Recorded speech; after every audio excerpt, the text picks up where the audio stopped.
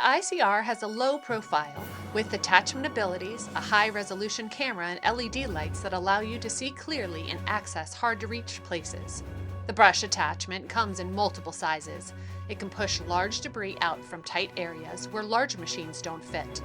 The ICR operator can work up to 300 feet from the robot indoors and up to 1,400 feet in open spaces. Measuring at 22 inches high and 24 inches wide, the blower attachment gives you the option to blow out light debris in areas that are not accessible with a manual cleaning tool.